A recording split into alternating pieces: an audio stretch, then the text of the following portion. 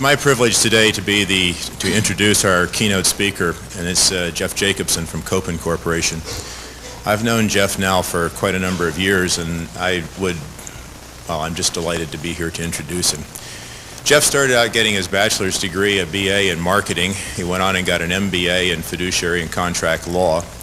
Then he went through 2 startups. He, at the same time, at night school, got his master's degree in electronics because he decided if he was going to be working with engineers, he wanted to sort of know their lingo and what they were talking about.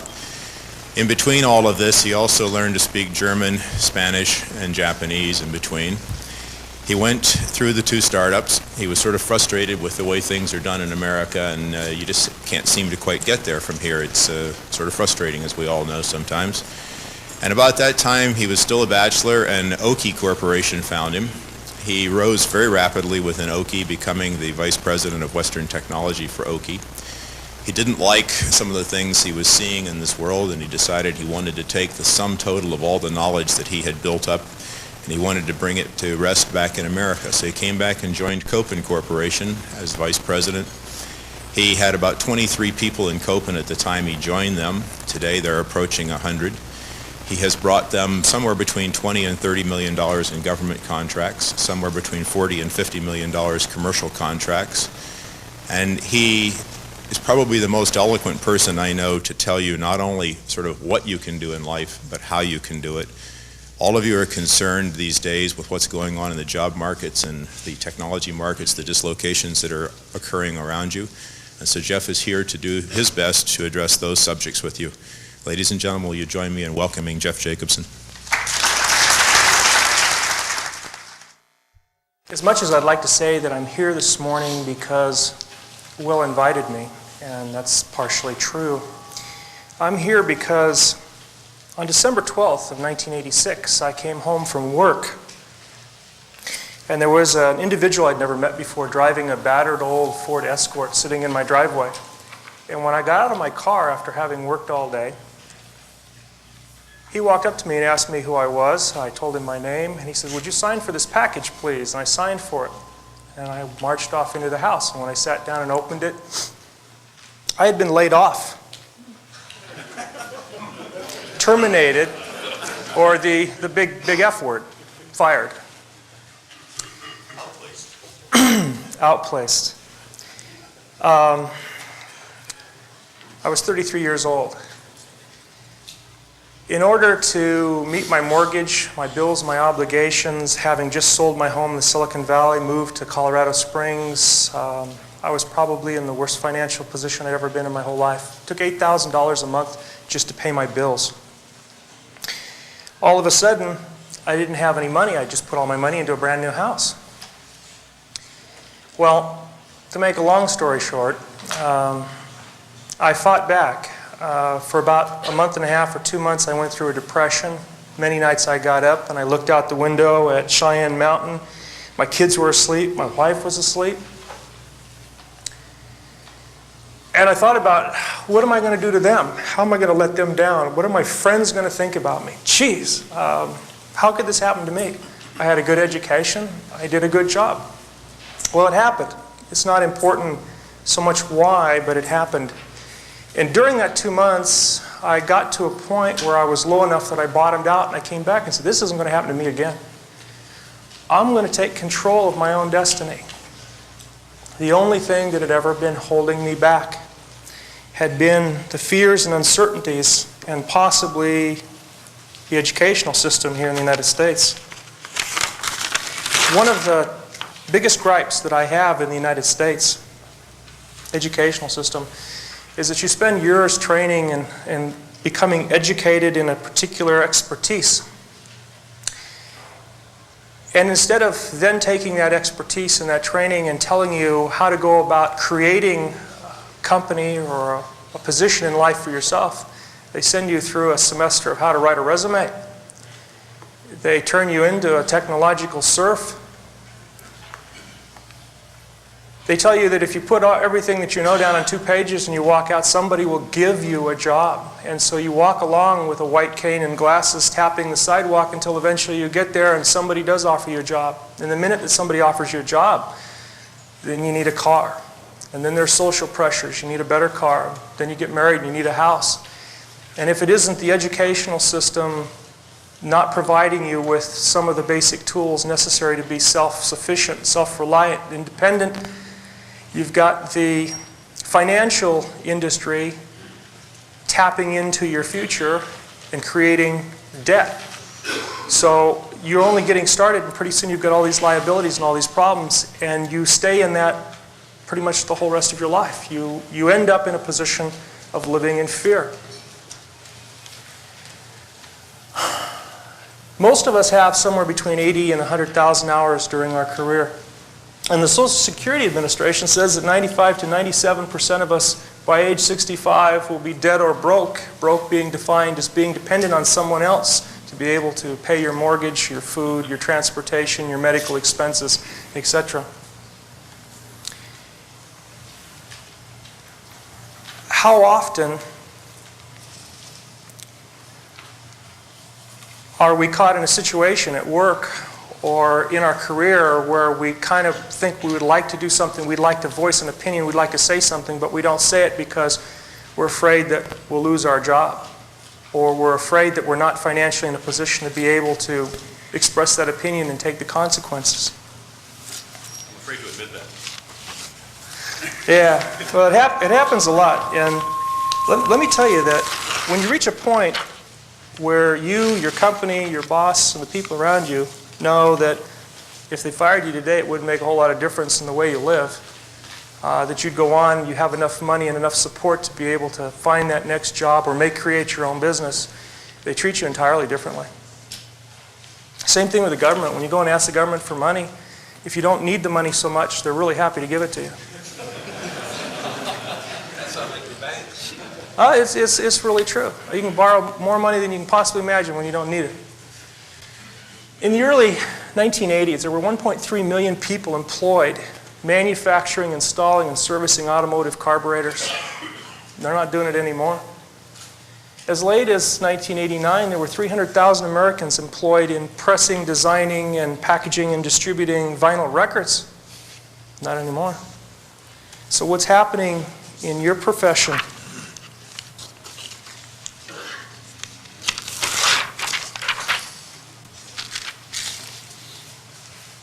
Consolidation, technological and market dislocations are happening all around us, and they're coming at an accelerated pace. Whether you take aerospace, semiconductors, communications, consumer products, materials, processes, computers, software, it's rushing at us. How will we work and live in with the continued pace and change that's taking place? I don't think we're going to be able to continue to do things the way we've been doing them. And I think that for a lot of people, the last few years have been a wake-up call. There are a lot of technological opportunities out there. Unfortunately, we get so tied up in what we're doing every day that we kind of get in that rut and we run back and forth, up and down that furrow every day. We come to work at the same time, we go home at the same time, we report and see the same people every day. And we lose track of what might be our own personal goals and aspirations, our own dreams. We spend more time planning for other people's success, primarily the investors in your company, than you do planning for your own. So you take something as benign as printed circuit boards. Take the FR4 boards, G10 boards. There's technology right now expanding in those areas, landless technology where you no longer need annular rings, 6- and 7-track technology that's been around for 5 or 6 years in Japan. It's just starting to come to the United States. You can now take 6- and 8-layer boards and make them 2- and 4-layer boards.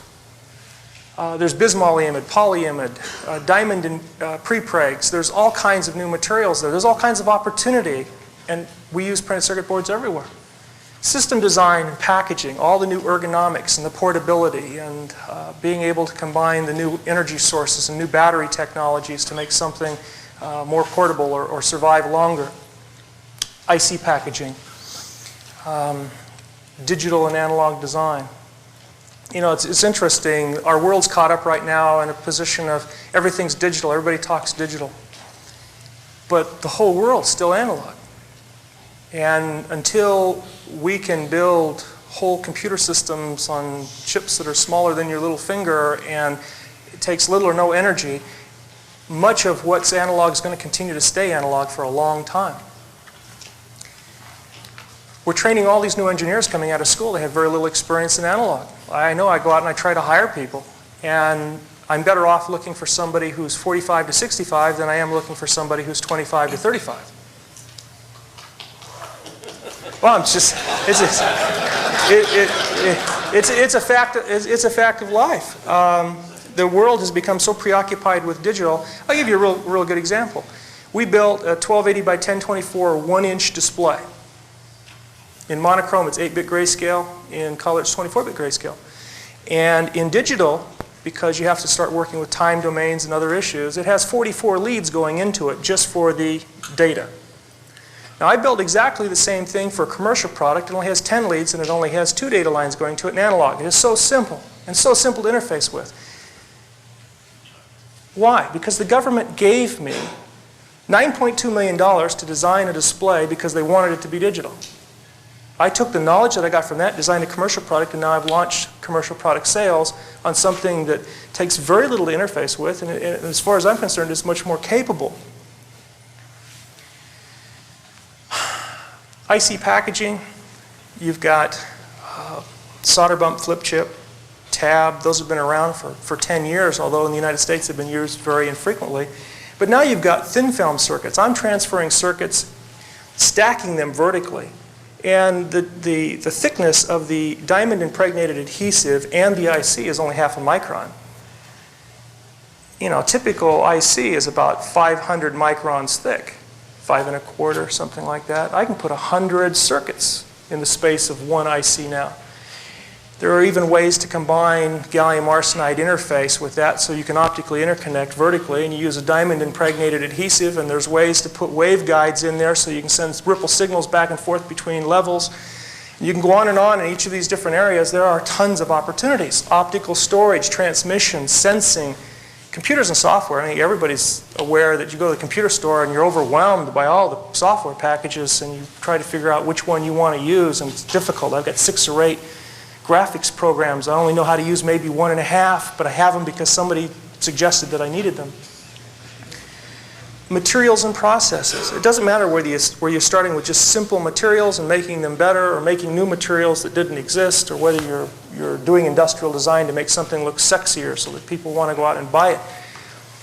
We're surrounded by tremendous opportunities, and within the body of this room, I would dare say that if we took it as a personal challenge, we could build or make anything we wanted to. Within the experience, knowledge base, contact, network base of all of you, you could build a 777 if you wanted to. You could design a new satellite system for communication. You could build the next virtual reality system and interface it to all the children and all the people in all the schools. Just right around you, all the experience and knowledge that sits in this room is immense. But very few people have learned how to tap that. Very few people have learned how to really network. Even when somebody like myself is looking to hire somebody, you know how hard it is to hire somebody, find somebody? You guys are all out there buried someplace and you have a secret address. You call up headhunters, you know, and they're kind of like, they're not engineers and they're not really business people. They didn't quite fit into the normal mode of things. They became headhunters. And so you try to describe what you want and who you want, and they try to repeat that to you, and you get half a dozen people that have no background in what you're really looking for. And so you spend a lot of time trying to call your friends saying, do you know anybody that knows how to do this? I get this serious problem. I've got at least 12 consultants right now that I pay anywhere from $2,000 to $8,000 a week. You know, so there's a lot of money to be made out there, and especially for the engineers with the most experience who now are being told by Lockheed and Martin Marietta and General Electric and Rockwell, and you can go right down the line, Hughes, that you're too old now and your skills aren't needed. Your skills are needed more now than ever. There's a whole bunch of guys like me out there who went to school and learned how to put business plans together and learned how to get financing and have some good concepts and good ideas. I think in the last 2 years, I have something like 10 or 12 patents. Now, I never, when I went to school, thought that I would be trying to write and draft or co-draft with other people patents. But as it turns out, protecting the intellectual property became very important. And I found that there were a lot of concepts and ideas that other people hadn't had before that made some significant difference. But now I need somebody to implement those things. I can't go implement them myself. If I do that, I can't worry about the perception of my company or handle the investment community or handle the marketing and all the other issues. So all of you guys are terribly important. You're more important and more capable than you realize. And because of the system that you came through and the fact that somebody says, here, you put everything there is about you on this piece of paper and you go around and you show it to people and somebody will offer you a job or give you a job. Screw that. You don't need to have somebody offer you a job. You can create your own job. You can do it even within your own company. It may not come fast, but you first have to decide that you want to take control of your own destiny.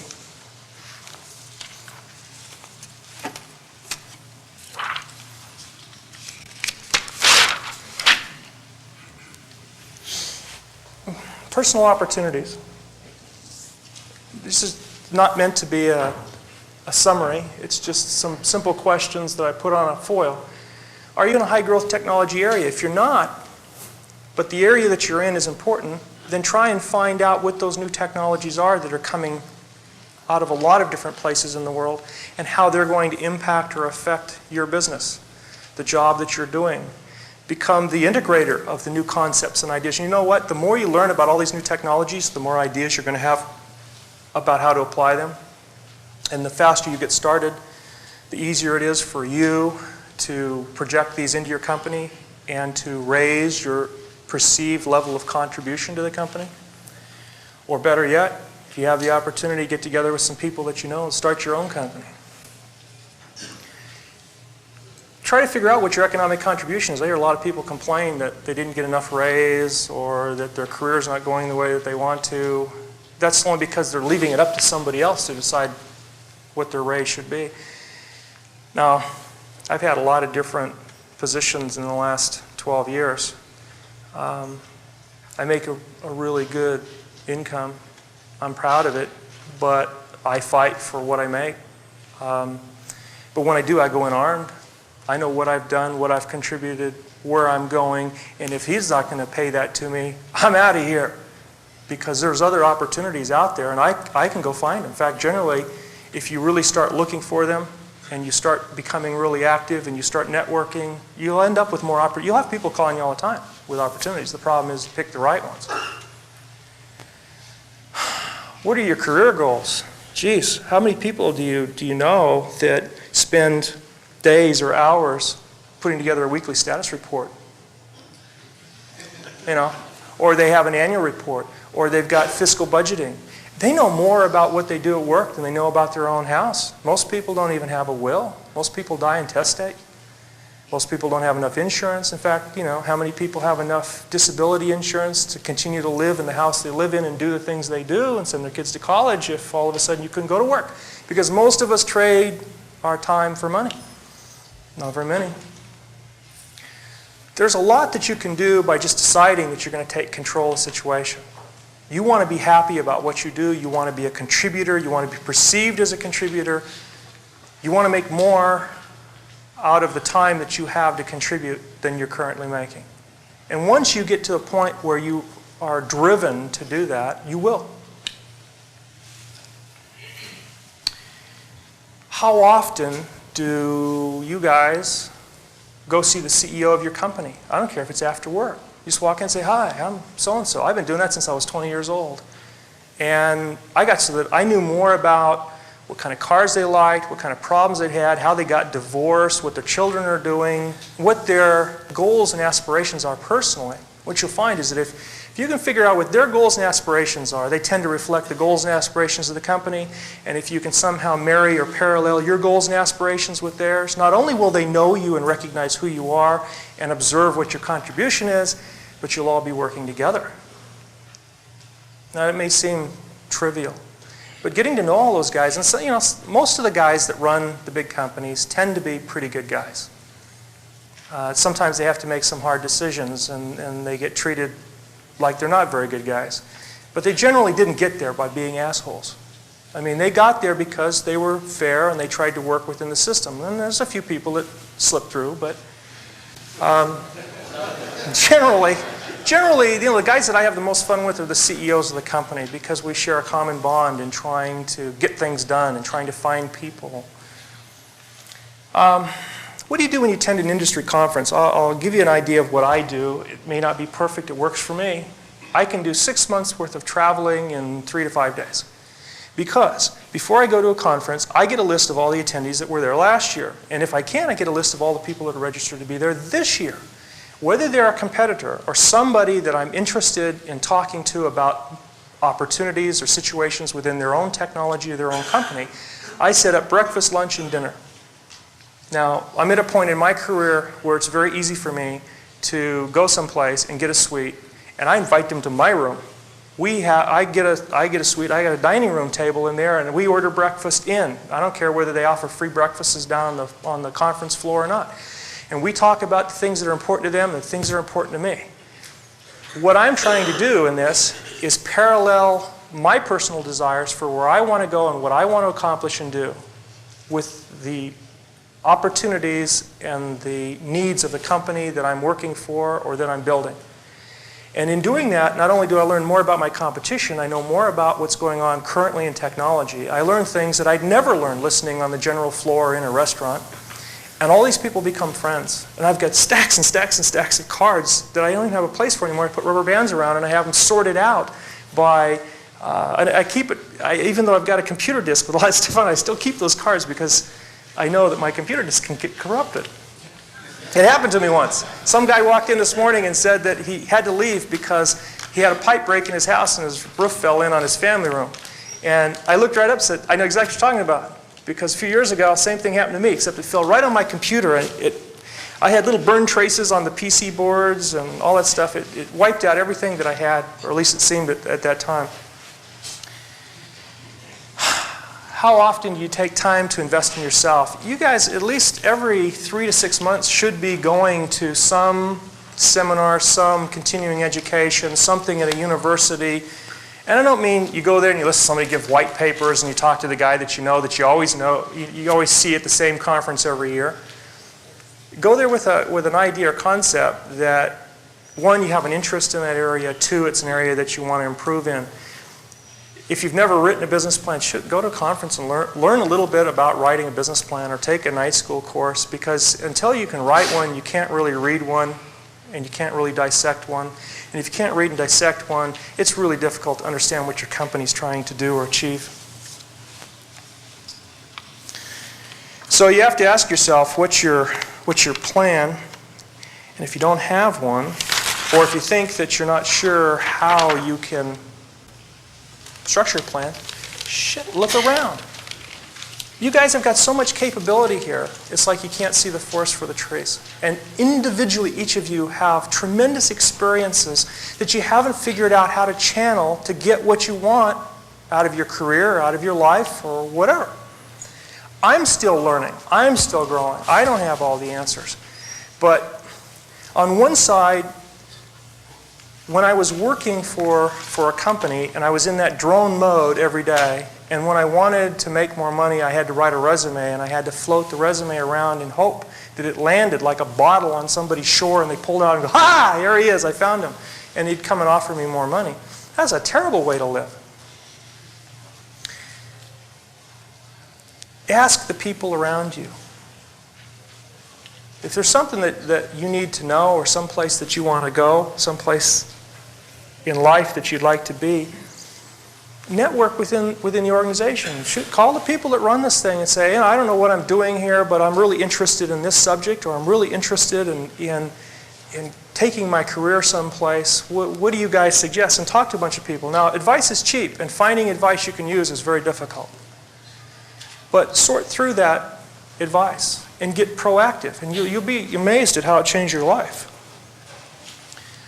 Stop letting other people determine the attitude you have and the altitude that you can rise to. Every one of us has known somebody that he used to work with that went out and started some little company. I don't care whether it was a pizza parlor or it was a CAD software company, and the son of a gun has $5 million in the bank and is living in the home that you want to live in, and he's no different than you are. And the difference between being able to do that is so little. One day I drove down the street, and there was this guy standing at the bus stop. And he was watching me drive down the street, and he saw me drive by. And I had a brand new big black Mercedes-Benz. And I looked in my rearview mirror, and I saw him. He turned his head, and he watched me drive all the way out of sight. And I looked at him for a moment, and I said, you know, shit, the difference between me driving this Mercedes-Benz and me taking this bus is that much. If he only knew what I knew, if he only had the experiences I had, he'd be out there buying his Mercedes-Benz in a year or two. But he didn't, or nobody ever shared it with him, or he never asked for help. Or maybe he just complained. Some people confuse complaining with asking for help. Plan your own career as well as you plan for your own company. Become the master of your own destiny. If you're uncertain or unsure, use the body, the wealth of experience and knowledge within the IEEE and every other association and every other friendship you have. If you can figure it out, you can be whatever you want to be. All I wanted to try and accomplish this morning, if I could, having taken a little look at the outline of the kinds of things you were going to be talking about during this conference, was hopefully I could touch somebody out there, somebody who was just as scared as I was, sitting in my home, staring at Cheyenne Mountain going, shoot, what am I going to do? I got these little girls, I've got a wife, I got $112 left in the bank, Christmas is coming up. I mean, I felt like the whole world had just sucked me under. And was I going to lay down there and collapse? And for a while I was afraid that I was going to fail. I was going to let them down, let myself down. How would I be able to face my friends? Now, it took several years of planning and work to kind of come from that position to a position where I can walk into my boss today and tell my boss that I'm leaving. And he knows that I can leave, and I'm not dependent upon the salary that I make to support my family. Now, I couldn't do that indefinitely. I can't like just retire at 40 years old. But I have enough latitude in my life now that I can make my own decisions. And when I feel really strongly about something, there were a couple of decisions in our company where our CEO wanted to go this way and I wanted to go that way. Then I could go toe-to-toe with him. And as long as what I was doing was logical and well thought out and I had the information and the documentation, I won. Because neither one of us are obstinate, neither one of us are stupid. Once one has enough information to convince the other that it should be done, it gets done. But a lot of people wouldn't take the time or the effort or push the point in front. I mean, there was a lot of other people in the company that kind of sit back there and kind of shiz, you know. It's like that car commercial where the guy speaks up and says, you know, if we only made cars as well as this other company and we offered them at that price, and then the guy comes back, any other questions? And there's an empty seat. I mean, that's exactly kind of the way life is.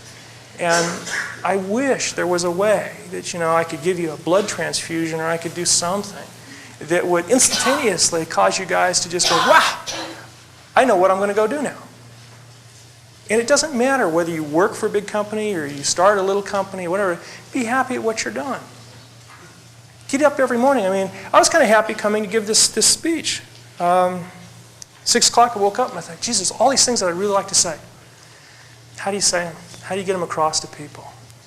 How do you get 1 or 2 guys to come out of this meeting and go, you know, I'm going to go do it now. I don't know how I'm going to do it, but I'm going to talk to my friends and I'm going to start a business or I'm going to change the way I'm living my life. So that's my message. Don't let fear run your life. Fear, uncertainty, and doubt hold us all down. They start you out of college, they give you a big case of fear, uncertainty, and doubt when they tell you that you're only as good as the resume that you project. You can only have 2 pages.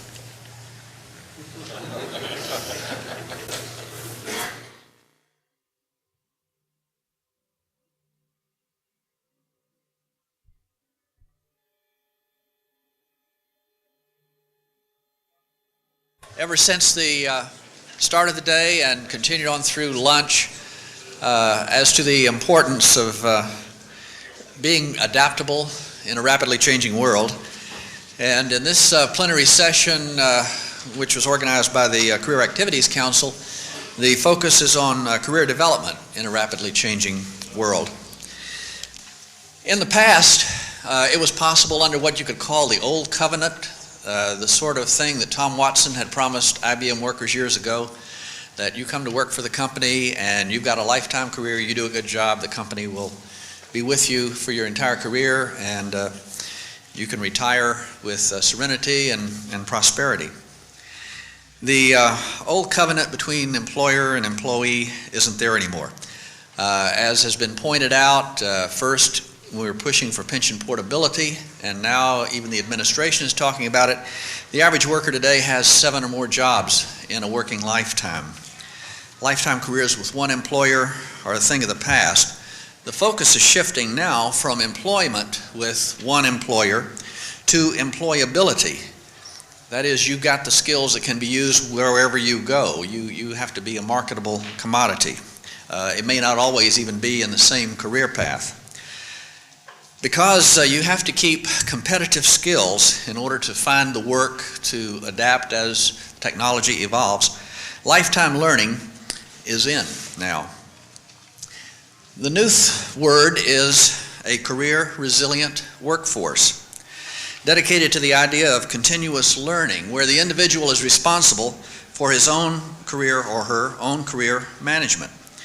People have to be ready to reinvent themselves. You know, reinventing government, Vice President Al Gore's term, applies also to the individual. As the situation changes, as the technology changes, as the job requirements change, we have to be ready to reinvent ourselves to cope with that change. But at the same time, we have to be committed to the company's success, because our success is tied up with the company's success as long as we are together. The individual has to be aware of his own skills, what his strengths are, what his weaknesses are. He has to have a plan that will enhance his performance and long-term employability if he's going to make a sustained career. As changing business needs occur, he has to be able to respond quickly to those, developing new skills as required to meet new requirements in the workplace. He also has to recognize that it's not always going to be possible where his interests and those of the current company he's working for coincide on a continuous basis. At some point there may be a parting of the ways. In the past that's been something that was rather unpleasant.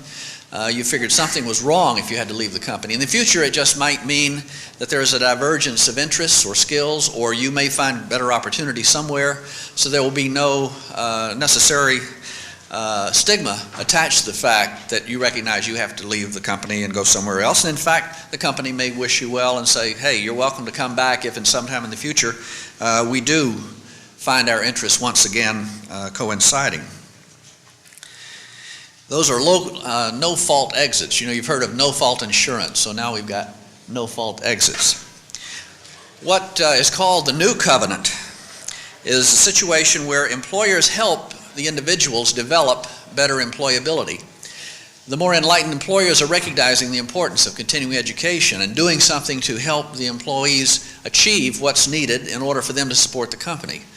Motorola, for example, has found that every dollar they spend on employee training returns $33 to the company. So they recognize that that's a valuable thing. Sometimes in the past you may have found less progressive companies who felt that time spent on continuing education was time taken away from the workplace, and while it might prepare you for a better job someplace else, it didn't help you work for the company, and therefore they weren't too supportive. That has to be changing. Individuals must give better productivity and commitment to the company purpose as long as your purpose and the company purpose are aligned together. But the employee must manage his own career. Ultimately, nobody else has responsibility for your career. You do, and I think we heard that from the first speaker this morning. The employer provides you with the tools and the environment and the skill development opportunity, but it's up to you to take the plan to assess what skills you need to upgrade and to make the necessary plans to do that. How much time is required to spend on continuing education? Well, this is a subject of some controversy. It seems generally at least 5% of the hours that you would spend working should be spent on continuing education. That's the percentage at Motorola where they get the 33-to-1 return. In his book, The Age of Unreason, Charles Handy, who was mentioned in the keynote speech last night, has said that it needs to be about 20% for managers where there's more currency to be kept up with. Competitiveness is everyone's responsibility and emphasizes the need for lifelong learning.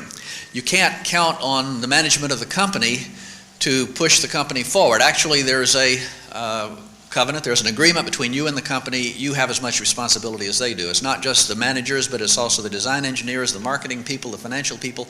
Everybody is in this together. And you need to keep close to your customers. You can't just keep close to the lab bench or the CAD terminal.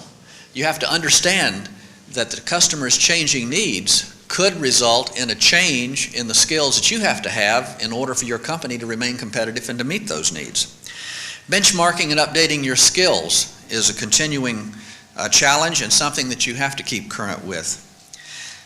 The company provides training and a challenging work experience. It's up to you to take advantage of that and to keep your skills current so that, again, your needs converge. The workforce stays on top of technology and market trends. Again, knowing what the customer is looking for, what the changes are, the subtle nuances that may indicate new changes coming down the road. And more flexibility is something that's inevitable. As the career changes from a linear path where you could say, well, I'm progressing from this job to this job, it becomes more chaotic. Well, today I'm working with this team. Next month it may be doing something over here, supporting market research, trying to figure out the specifications for a new product. After that it might be actually doing the preliminary design for a different new product.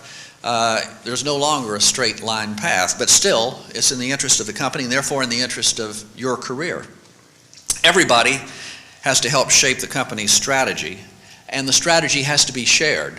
In the past, some companies have been very close to the vest with this. They felt they were revealing proprietary information. They didn't want to let the employees know in what direction the company was going. But if you don't know which way the company is going, how are you going to know what you need to be doing to be prepared to support the company when they get there? So they have to share this information with you, and more enlightened companies are recognizing that that's the case. Let's see, are we off by one here? I think we are, yeah. The new covenant pioneers have been described in a feature in the Harvard Business Review for July-August 1994. Companies that have adopted this approach and have been actually working at it for 3 or 4 years. Apple Computer has a career resource center where they have advisors and counselors to help people understand what the implications are of their skills assessment, what they need to do to improve the direction they want to go, what opportunities there are within the company. There are networks of people inside the company to provide information on what the content is in various jobs. Apple also has a program where when an employee takes a sabbatical, which is one of the features that they offer their employees, other people can fill in on that job for limited times, understand what the requirements of that job are. This works out to be advantageous because as you interact with other people within the company, some of whom are at levels where they need to know about staffing for future requirements, more people know who is interested in what, who can do what, and it works out to the ultimate advantage of everybody. They also have at Apple an electronic campus, so-called, where all this information is available worldwide through the computer. Sun Microsystems is doing the same sort of thing. They have a Career Action Center in Palo Alto. This is an outside company. It's a nonprofit company. They support Apple, Sun Microsystems, and Raychem Corporation in providing this kind of counseling and assessment for the employees so that they can direct themselves in a way to keep their skills current. 3Com Corporation is studying working in consortium with other companies in Silicon Valley, including Silicon Graphics and a variety of other people. They all recognize that the career management process has to be separate from the performance appraisal process, because this is not something that's going to cause you to be chastised because you're interested in moving into a different direction, and it's certainly different from your evaluation or evaluation by the company of the work you have done up to now. One of the things, the information network, where you talk to the insiders, and some of the companies have set up a volunteer system where for a certain number of hours different people will say, well, this is the content of this kind of job or this kind of job, is that it builds a sense of community. Because you know other people within the company working at different levels, you feel like you're more part of a team, and that also helps to understand on the part of everybody where the direction is that the company's moving to. There are changes in attitudes and values required here, and actually they have to start with top management. Top management has to recognize that they have to share the information so the employees will understand in what direction the company is going. Everybody's in it together. There's loyalty required. You do have to be loyal to the company, even though you may recognize that at some point your paths are going to diverge. But remember, we have the no-fault exit, so that's not necessarily a bad thing. But as long as you're together, you are loyal to the company and you're supporting the purpose that the company is there for. So there's no betrayal if the ways part. That just happens to be the way it is. Your career path may be multidimensional. It's not straight line anymore, but it's okay to move on if you find that your career path no longer is aligned with the company where you are. The purpose of a company or of any organization is to provide goods and services that the customers value. To the extent that you can help the company to do that, the company is going to prosper and you can prosper. If there becomes a divergence or the company is no longer doing that, then the business base is going to fall and jobs are at risk. Where in the old paradigm or the old covenant, the relationship as in the early IBM and the workers was between parent and child. You know, if you were there and you stayed there, you kept your nose clean, you did your work, that was a lifetime career. The paternal father was going to take care of you. That's no longer the case. I think you recognize from what you've heard last night and today that things are changing. Now it's adult and adult. The company is an adult, you are an adult, you're interacting as adults. So these are adult jobs. And again, the company has to be upfront with the employees if there's going to be some change in direction. For example, if the company is going to outsource some of the work that was formerly kept in-house, in some cases they may want to hold this information back for fear it's going to disturb morale until the time when it actually happens. The better way to do that is to explain, hey, in order to keep our profits up, we're going to have to downsize part of that function, but there are other things that you can move into that are going up, so let's work this together. IEEE's role in career development is something that Ken Laker is going to be talking about here.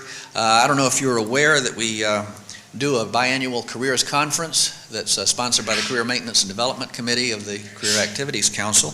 The last one was held in April of this year, and there was some interesting things that came out of that I want to talk about for a few minutes. The Industry 2000 conference was held in May of '94, and Ken's going to give you a full rundown on that. In addition, the Educational Activities Department has subject matter and courseware that supports continuing education needs of IEEE members. One of the things that seems to be coming out of more enlightened companies, and this was mentioned in a luncheon speech by the Vice President of AT&T, who's responsible for the information division, which used to be NCR. He was saying, people are our only sustainable advantage. The only edge they have is their people and the skills of their people compared to others. Anything else can be overcome. And personal development supersedes career development, because the career path might not be there, but if you develop the individual with the skills and the benchmarking, the assessment of what needs to be done and active steps to take that, then you avoid plateauing. Plateauing is the bad thing that you want to stay away from, because if you plateau, then you're not continuing to grow. So plateauing is a bad word.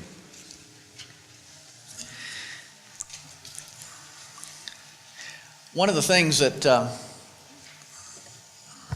that's where this thing isn't working quite as fast as it should. The dual ladder has historically been the choice that was open to engineers, whether they pursued a technical path or they pursued a management path in a company. That's no longer going to be the case, because the possible opportunities may involve your working in teams, not necessarily as a manager. So you might think of it more in terms of smoke particles or Brownian motion. The dual ladder also led to considerable stress, because in some cases engineers perceived that the only path upward that was available in large enough quantity so you could get a promotion into it was management, project management, or general management. And some engineers may not have been ideally suited for that. The careers conference that we held in April had a theme, every engineer a leader. But every engineer a leader doesn't necessarily mean every engineer a manager. Every engineer can be a leader in the thing he does best, and part of the problem is understanding what that is. So you need to assess your own strengths and weaknesses and your interests. What are you interested in doing? Somebody who is doing something that he's interested in and getting satisfaction from that is going to be a lot more productive than somebody who is involved in something he's not terribly interested in. For example, there was one case cited in the Harvard Business Review article of an electrical engineer who perceived his upward path was in project management. He went into project management. He spent 6 years working 12 hours a day. By the time he got home at night, he didn't want to talk to another human being. It destroyed his family relation. He got a divorce. Fortunately, the company worked with him. He had been out of the practice of engineering for 6 years while he was in project management, but they paid for him to have the tuition to go back to school, to retrain, to get back into engineering, which was really what he was happier doing. So they saved a valuable employee. People want to be fulfilled and satisfied, whether it's on the job or not. There is a reference up there, The Truth About You, which is an interesting book. It turns out that philosophy of learning what it is that you are good at is something that's been done on a large scale. There is a company in Minnesota that does that. They've done 30,000 of these interviews in 30 years. Exxon Research and Engineering accomplished it in the late 80s for about 600 people when they went through a downsizing, and the idea was to find out after this downsizing what were the best places to put the people that were there so that they could get the best satisfaction and therefore the best return from the people. The patterns of a person constitute what's called the job fit concept. And it falls down into 5 areas. One is abilities. What are you happiest doing? Are you seeking answers? Do you like writing? Do you like discussing with people? What kind of subject matter? Are you a idea person or are you a detail person? Some people like one, some don't like the other. Do you like interacting with people, or are you a results-oriented type person, like driving toward a bottom line or a fixed paging line sort of thing? What are the circumstances that you're happiest in working in? Whether group, whether by yourself, doing research, are you a loner or are you a leader? And it turns out that in some of these interviews, they found that by going back to the childhood, they could ask people, well, when you all decided to go swimming, who was it said, let's go swimming? And it turned out it was generally the same individual who was leading the other group, and the others would say, yeah, okay, we'll go swimming. So you could find out who enjoyed leading and who did not enjoy leading in a management sense. And there should be a motivated thrust, or what's called the motivated capability. If you can identify what that is, that's the thing you would be happiest doing. So the bottom line was to know thyself, find your modus operandi, and that's what you really could be most beneficial in. People are highly productive when they're doing something they enjoy and do well. And used in this way, there's an exponential increase in the output that these people can accomplish. So I'd like to just throw that one out for your edification. If there's any questions, we can take a couple of minutes before going on to the next speaker. Okay. Our next speaker is Ken Laker, who will be talking on Industry 2000, Professional Vitality, and Lifelong Learning. Dr. Laker is the Alfred Fittler Moore Professor of Electrical Engineering at the University of Pennsylvania. He was elected Fellow of IEEE in 1983. He's a member of the IEEE Board of Directors. He's Vice President of Educational Activities, Director of Region 1. He chairs the Electronic Communication Steering Committee. He's a member of IEEE's Strategic Planning Committee. For the Publication Board, he is also the Chairman of the Long Range Planning Committee. Let's welcome Dr. Laker.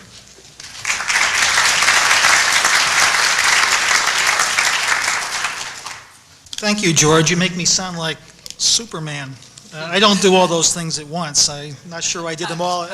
I'm not sure I ever did them all at one time, but I want to to thank George for the invitation and to express to you my honor and delight to have been invited here to the PACE conference to speak to you about professional vitality, lifelong learning, and more specifically, well, try to be specific, it's going to be not necessarily, well, what IEEE is doing to support members in these endeavors.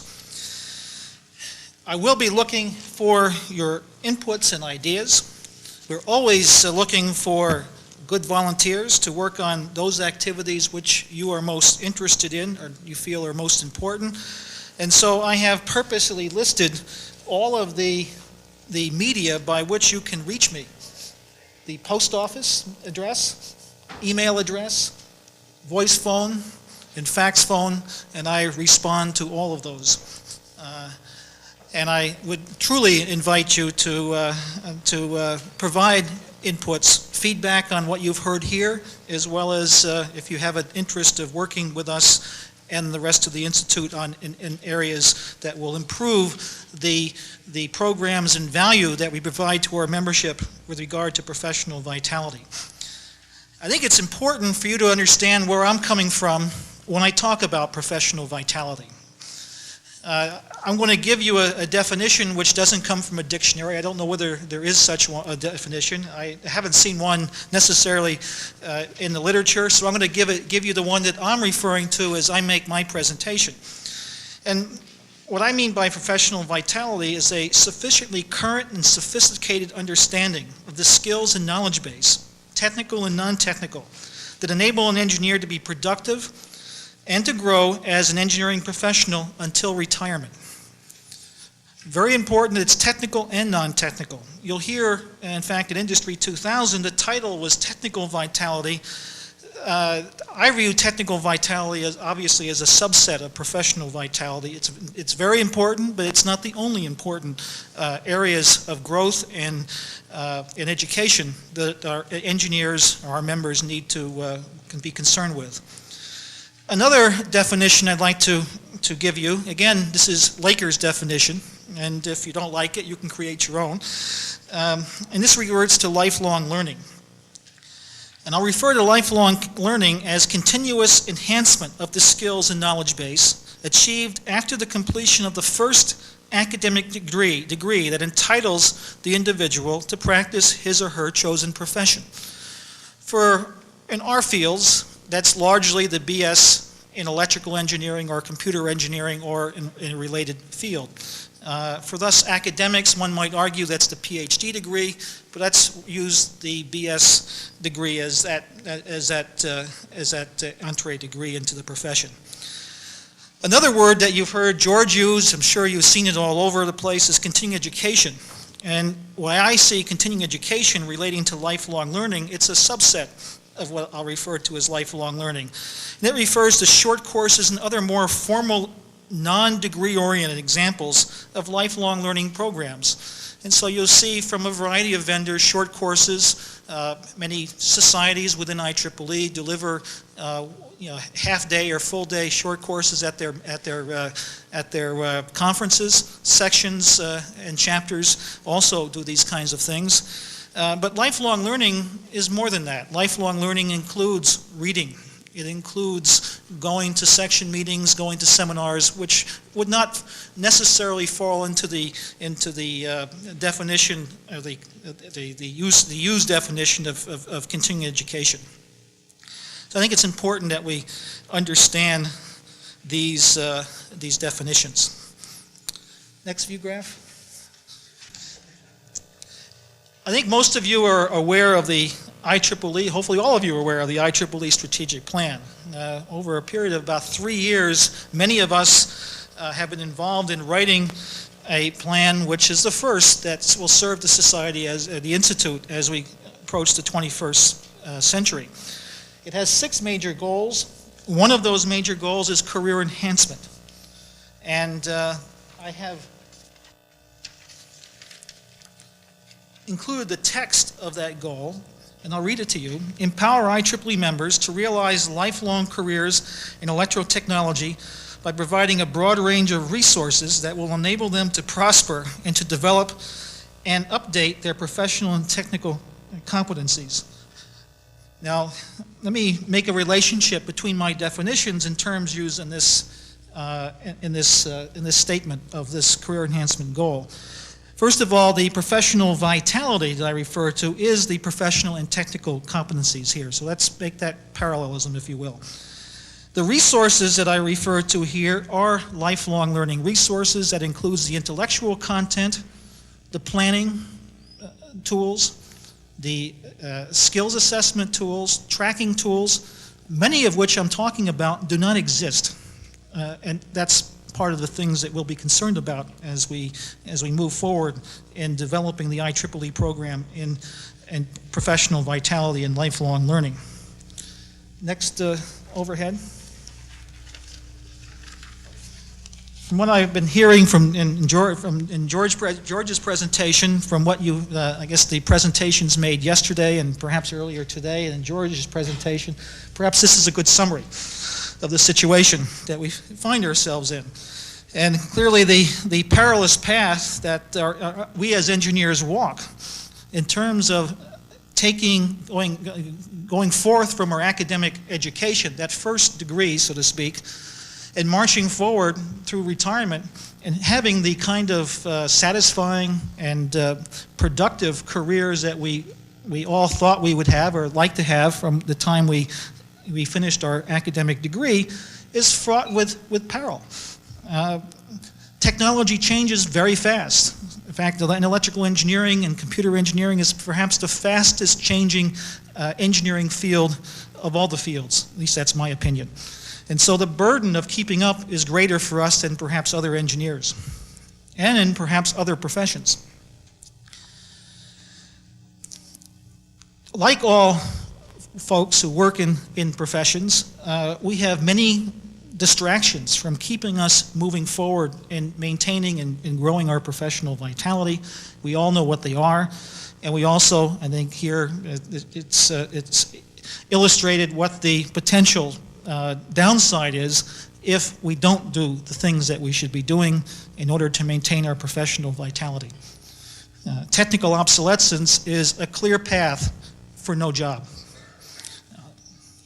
Next, you grab.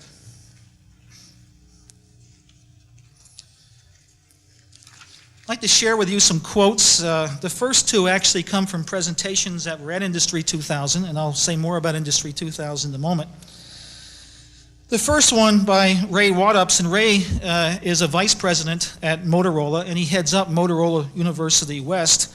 And his remarks, and in fact his entire presentation, were related to the importance of recognizing the value of human resources in industry.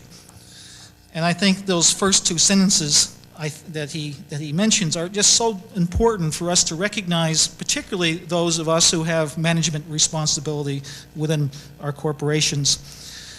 I think that the goal should be to prepare our workforce to be the most productive people, job for job, of any workers anywhere in the world. If your company, if your state, if your community has the most productive workers, job for job, of any workers anywhere in the world, you don't have economic problems.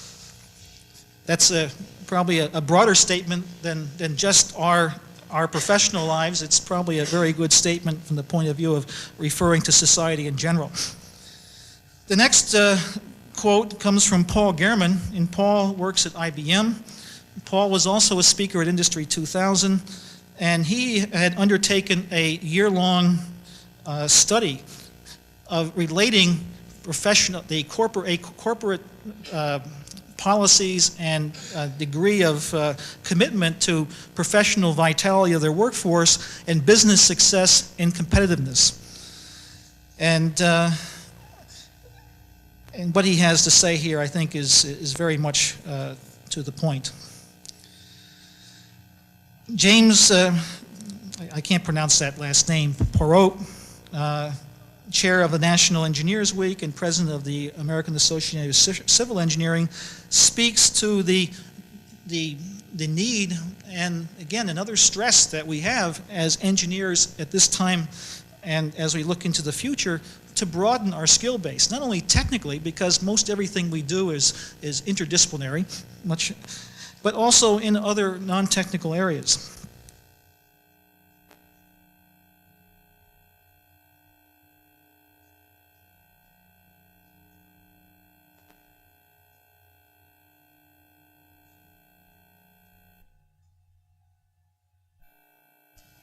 And the final quote that I have here comes from a document called Major Issues in Engineering Education. This was a working paper of the Board of Engineering Education, I should say that's a board within the National Research Council. And they refer to the sorry state, if you will, of continuing education. And this is a problem. So it's nice to say that it's the individual's responsibility, but there's not a hell of a lot out there to support the individual in doing that responsibility. Next overhead. So this kind of reflects I think the current state of continuing education. It's chaotic.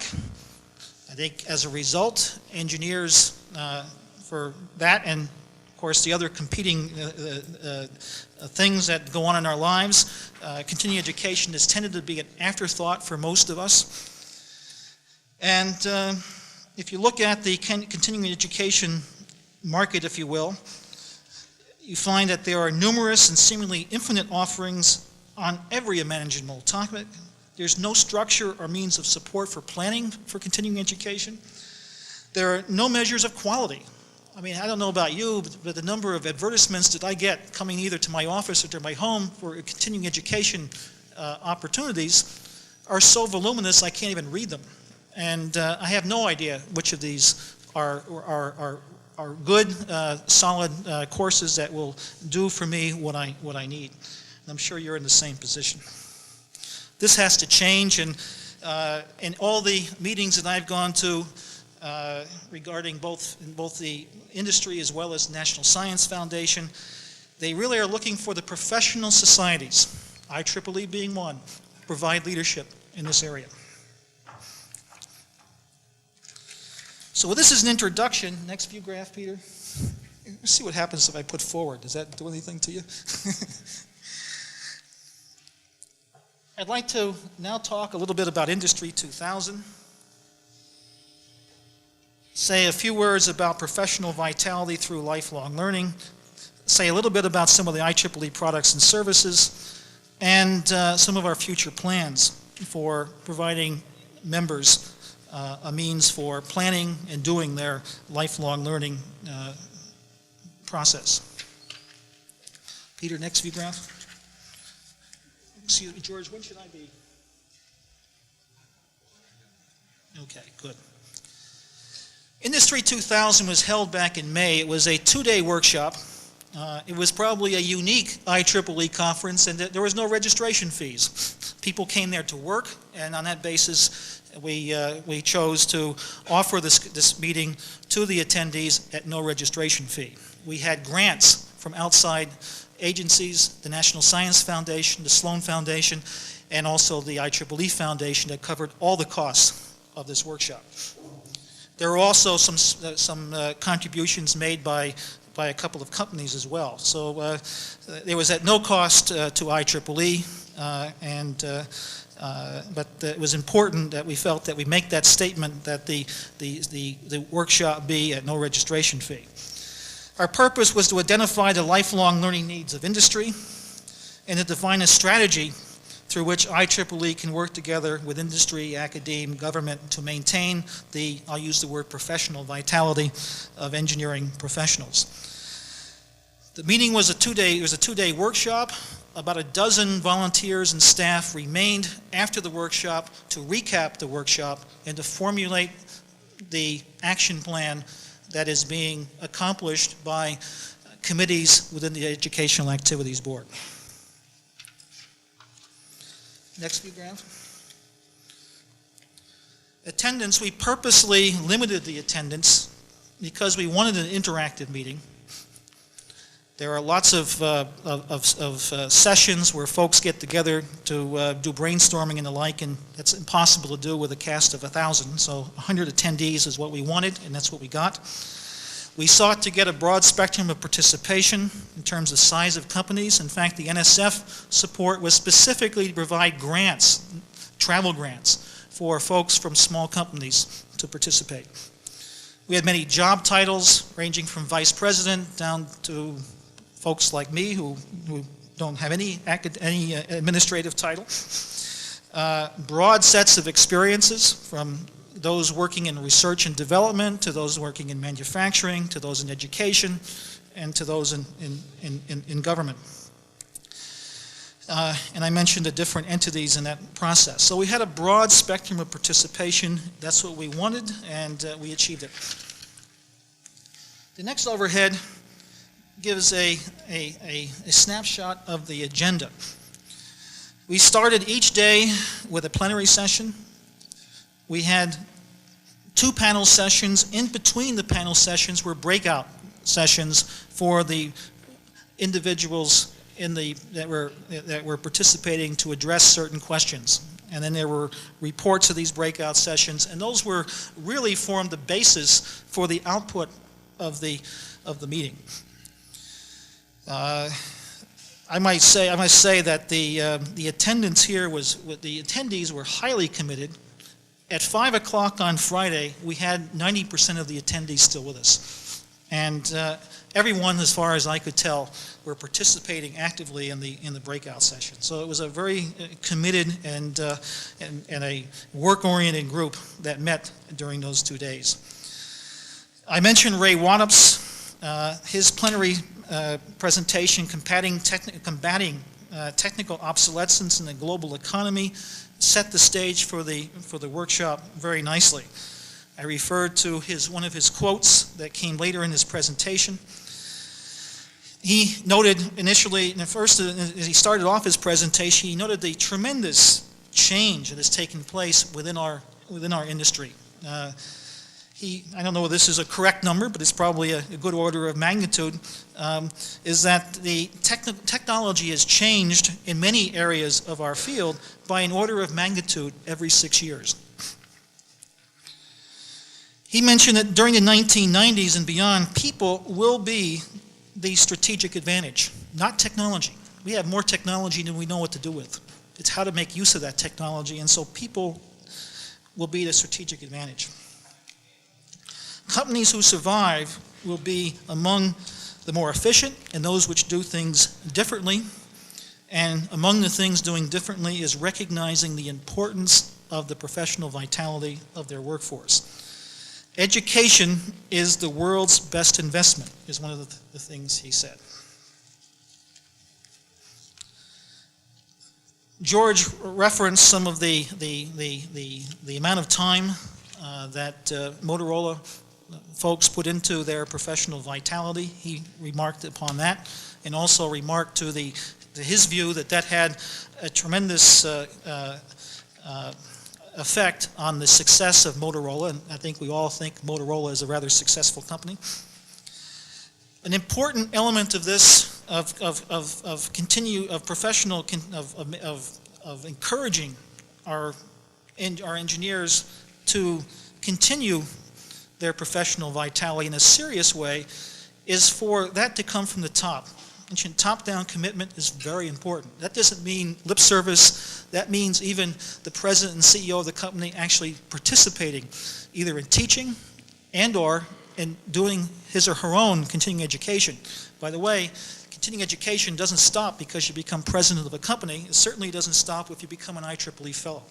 And so that's an important message that we all should recognize.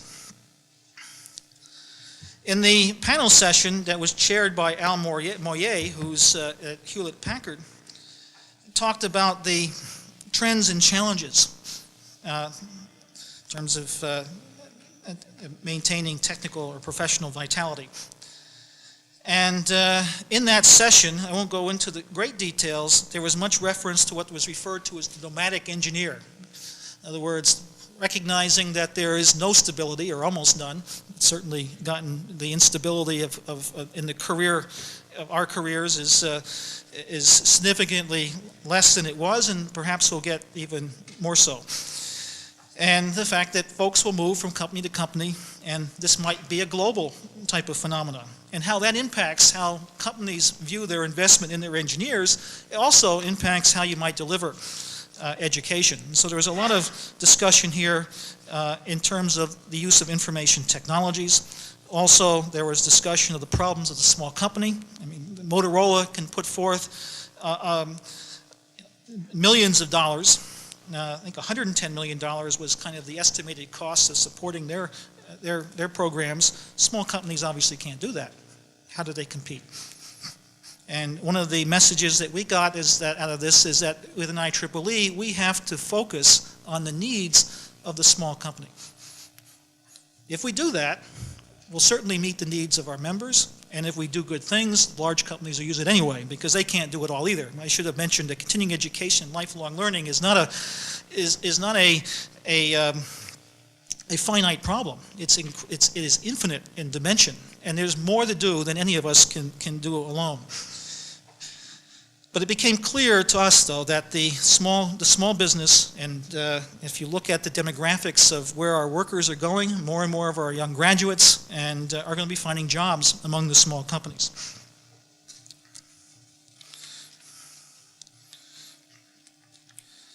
In the second panel of the day, Bill Long from Texas Instruments chaired a panel that addressed hindrances to maintaining technical vitality. And there was a breakout session on that, and I'll just tell you what there was, I don't know, probably 50 different hindrances that were brought forward by the breakout groups. The ones that had the largest number of respondents, first of all, was lack of a plan. How do you go, it's when you go into the academic arena for your education, you have a curriculum. It's prescribed with some flexibility as to how you go through your 4 years of education. There is nothing even remotely close to that for continuing education. So how do you plan? What do you do? Where do you start, and how do you go about it? Lack of resources. This is particularly coming, I think, from the small to moderate-sized company arena. Availability of time, the competition for all of our time coming from our jobs, which are and families and other interests that we have. Lack of motivation, both the individual as well as the company. Return on investment, perhaps that sums it all up. If I put the time in and the company puts forward the resources in terms of providing release time and paying for courses or other resources for lifelong learning of their employees, what's the return? How do we measure it? You as an individual, I as an individual, how do I measure the value I get from putting my time in versus other things that I would like to do? Not easy questions to answer. Although we know that if you don't do it, you fall into the sharks of technological obsolescence, and Paul Gurman has made a clear connection between business success and competitiveness on the industrial side if you don't pay attention to it. So those are, I think, clear, at least general principles of return on investment. And the final one is problem of accessibility. There's a wonderful course I might take, but I live in Los Angeles, and the course is offered at George Washington University, and how do I get, and it's not at the right time or the right place. How do I deal with that? So these were the top hindrances from the point of view of the 100 people who attended this meeting. On Friday, we had another plenary by Paul Gurman. I've mentioned his name. We also had a quote. He also had an interesting view of technical vitality, and you could replace technical with professional.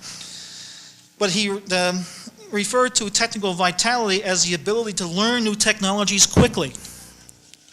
That's very consistent with the message that things are changing so fast, we have to be able to be flexible and change with it. So picking up things quickly is important.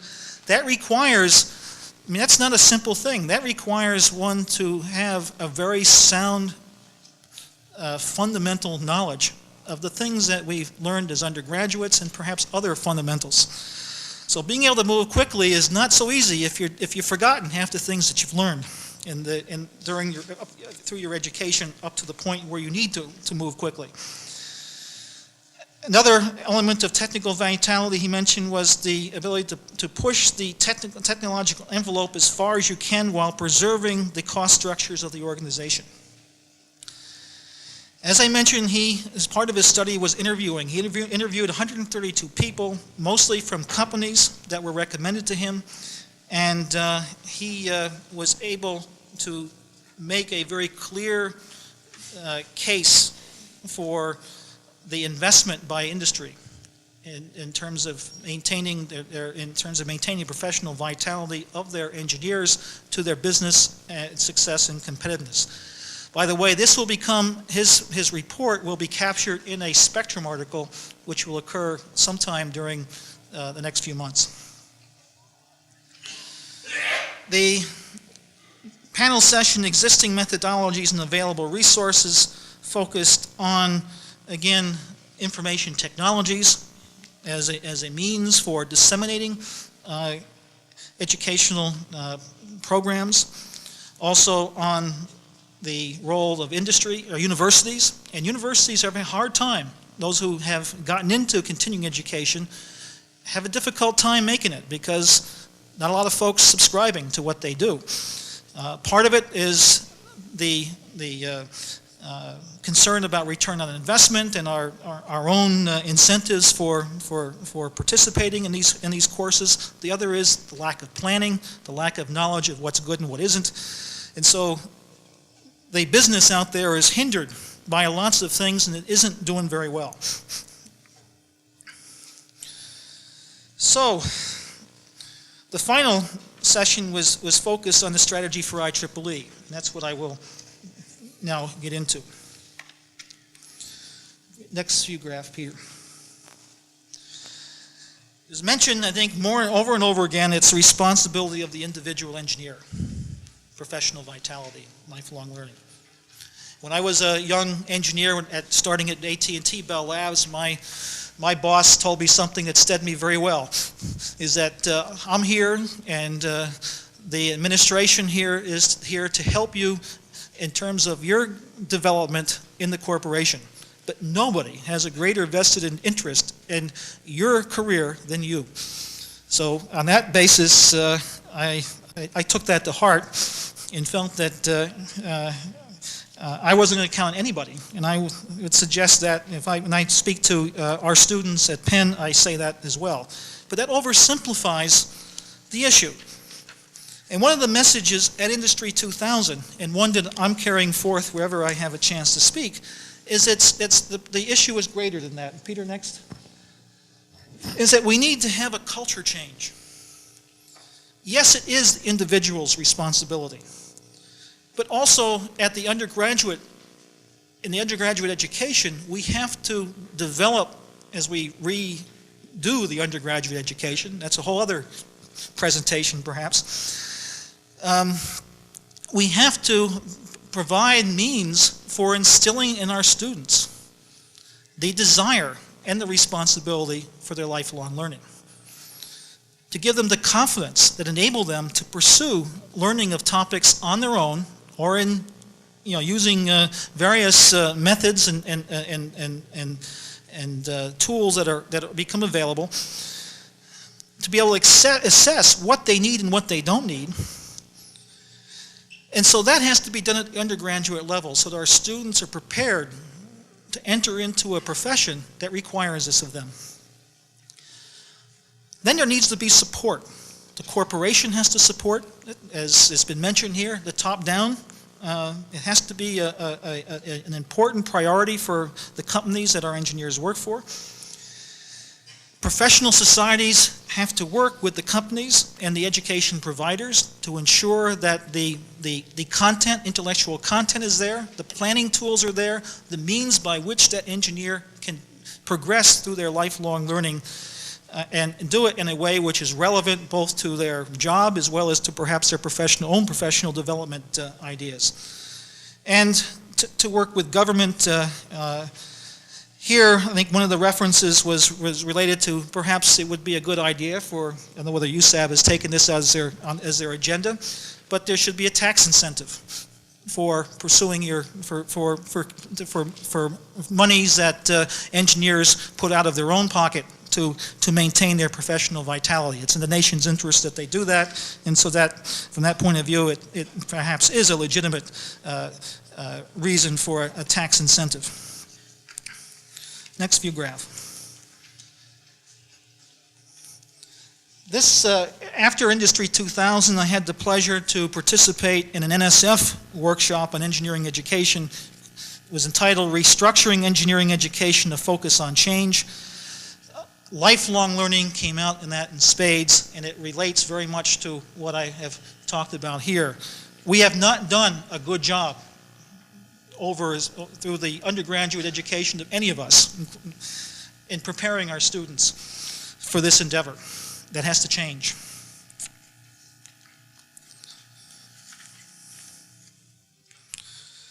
Recommendations. What can IEEE do? Well, there's a lot that we can do. We're not doing enough. One, we have to work at enhancing the individual and corporate awareness of these issues. We need to develop career planning tools for our members, which include how to go about their lifelong learning. We have to recognize continuing education as a legitimate means of pursuing lifelong learning. We need to evaluate continuing education products and activities so that we can help our members sift through the morass of stuff that's out there. We need to support forum for best practices. A lot of companies are doing it well, many are not. And we need to somehow bring to the fore those practices that are known to work best so that more can take advantage and perhaps replicate or expand on those practices.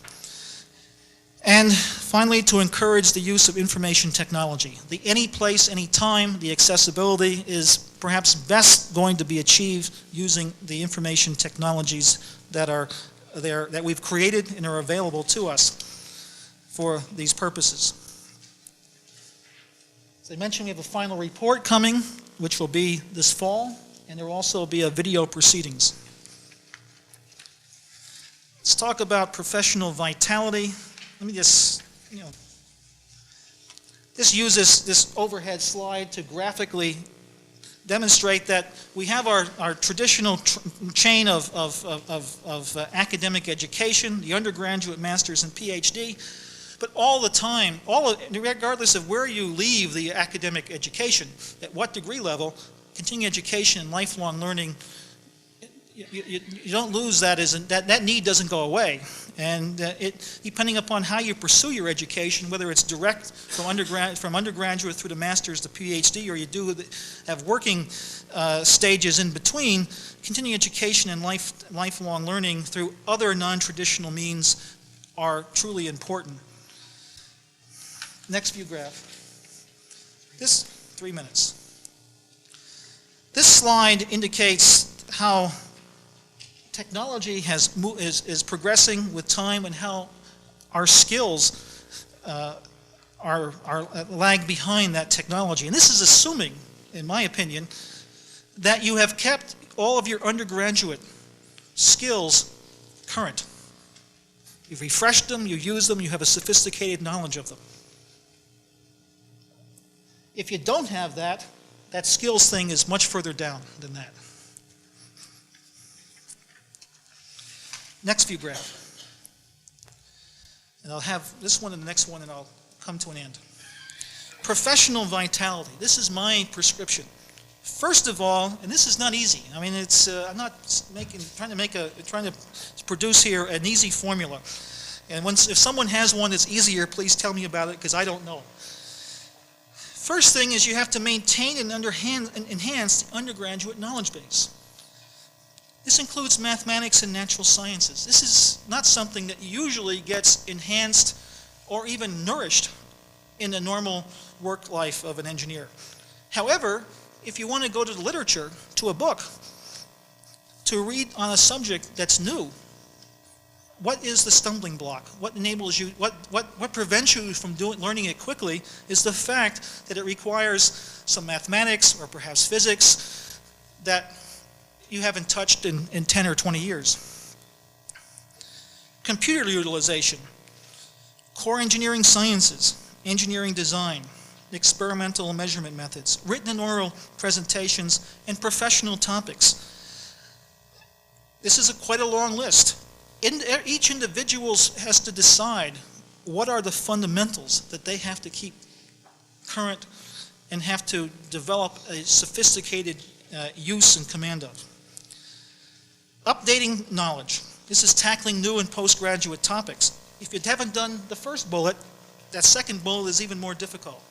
That's the new technologies, advances in pre-existing technologies, management and interpersonal skills. And then planning lifelong learning, taking into account depth versus breadth, career objectives, corporate mission, personal development desires, competing demands for time and resources. One of the things that we're doing in the educational activities is focusing a great deal on that last bullet, because we think that's extremely important in terms of being able to enable our members to do the top two things. Next graph. We heard, a buzzword you hear a lot of is just in time. When it comes to professional vitality in lifelong learning, just in time is a euphemism for it's just too late. And all you have to do is look at those folks who have been obsoleted in their job, have been laid off, and have difficulty finding a job, realizing that they have to move into a new area, and have made that decision too late. If anything you take from this talk, it's this message: just in time is just too late.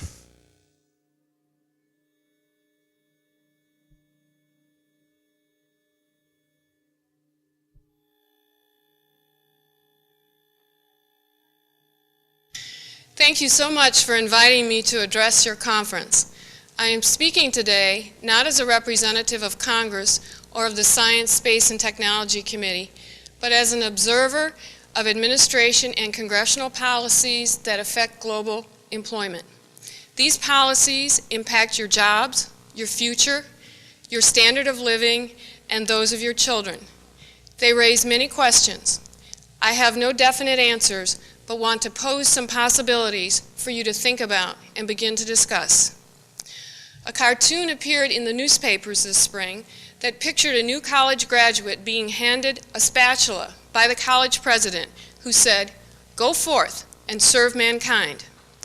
That cartoon summarizes much of what we know about the present American economy, and the college graduate could just as well have been a 55-year-old engineer.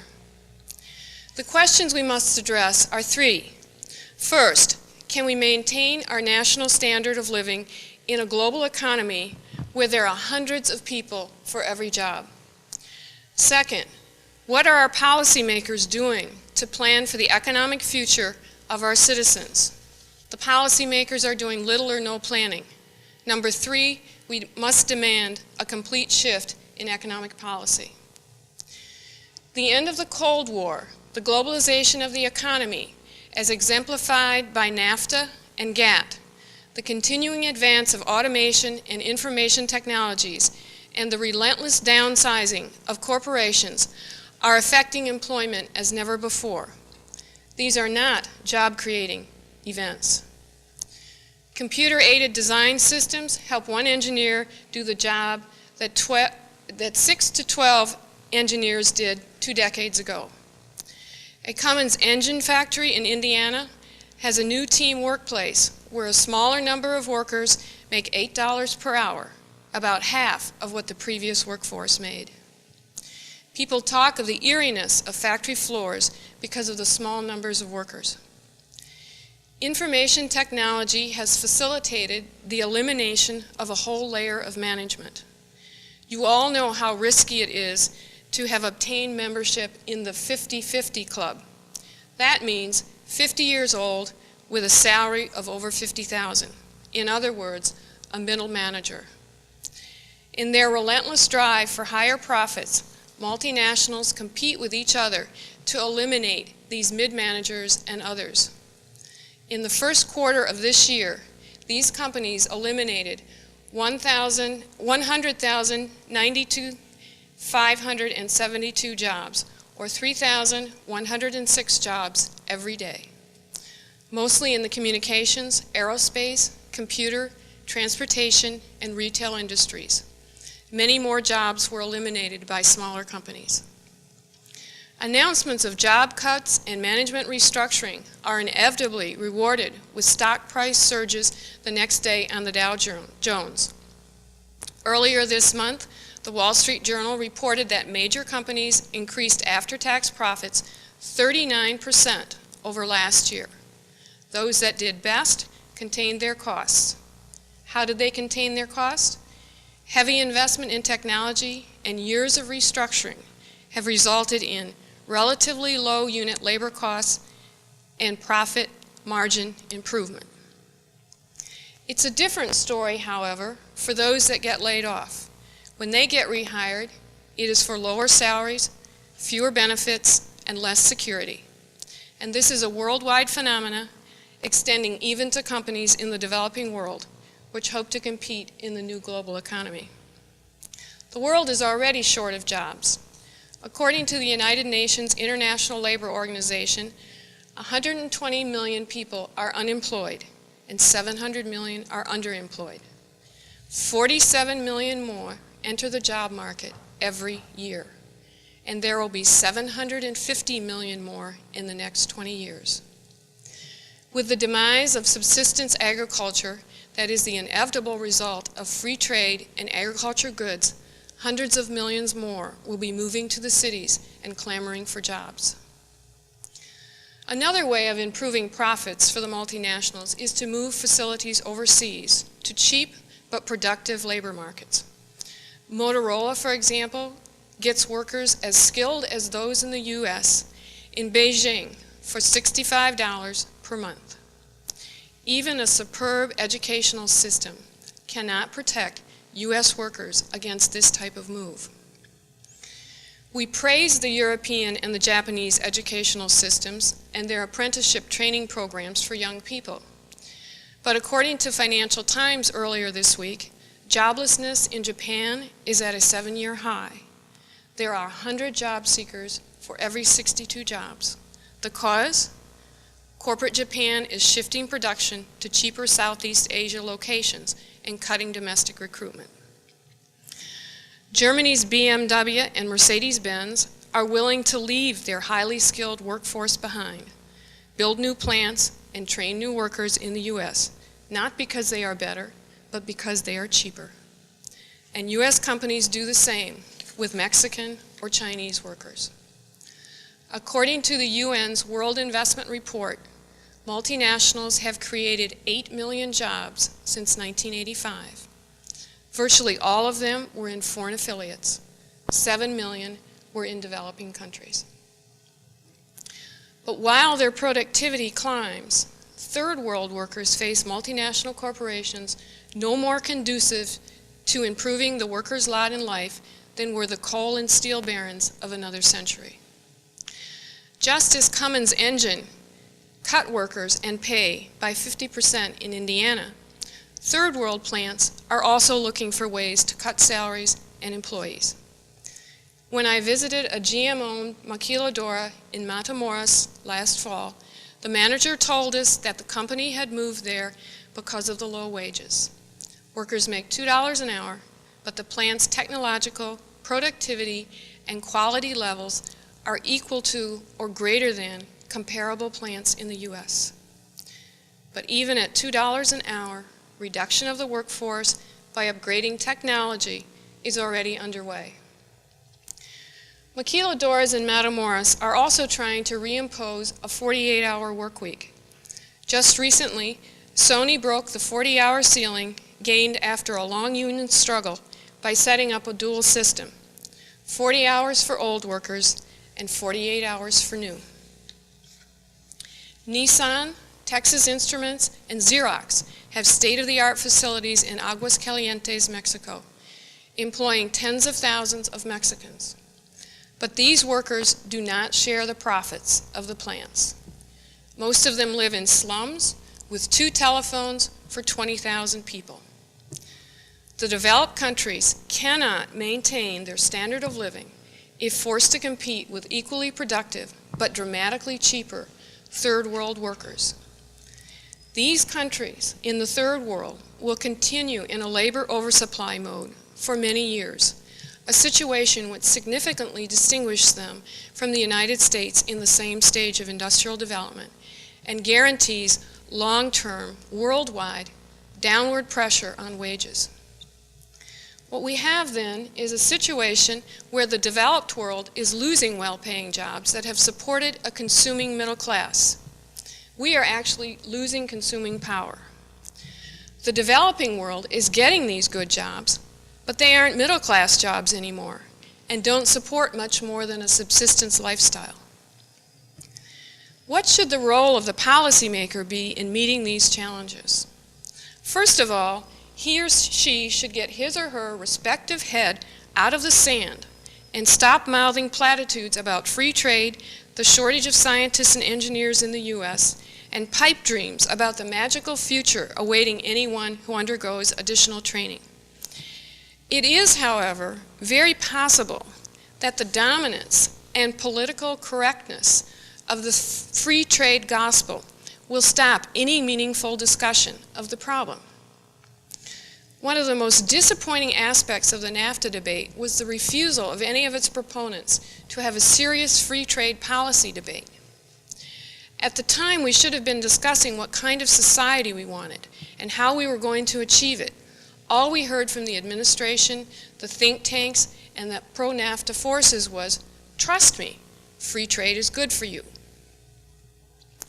I believe that the goal of the policymakers should be to ensure that U.S. workers, and I am including all of us in that phrase because we are just professional workers, are free to compete on an even playing field with other workers who are receiving a fair day's pay for a day's work. That is called managed competition, and that's how this country became great. We should not become a third world country ourselves by running a dual society of low-wage jobs held by new immigrants and the unfortunate and the laid off, and a second tier of overpaid Wall Street legal and CEO jobs.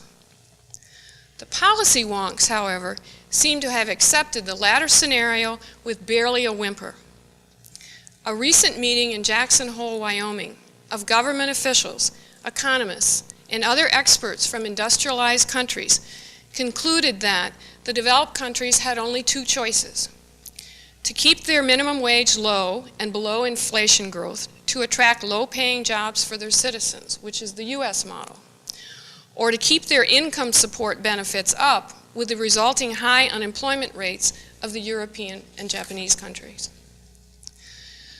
Paul Krugman, described as a wunderkind among academic economists, was at that conference.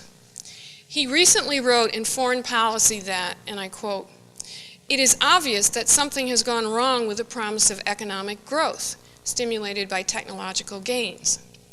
The paradox created is growing misery in the face of growing wealth," end quote. Market forces, Krugman said, are increasingly pushing against income equity. I often wonder about the innate intelligence of economists. I could have told them that 5 years ago. Don't they understand supply and demand, which is, after all, the underpinning of capitalism? What the economists are saying is that free trade and technological advances are bringing us increasing income inequities, and there is nothing we or our governments can do about it.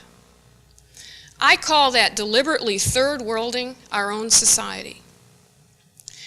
Perhaps if the economists freed themselves of an unquestioning adherence to free trade theories, they could come up with some more creative ideas.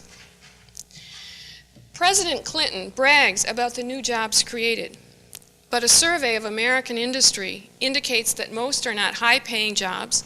They are service, temporary, and retail jobs. Just this morning, CNN reported that 180,000 jobs were created in July, but there was a decrease in family income.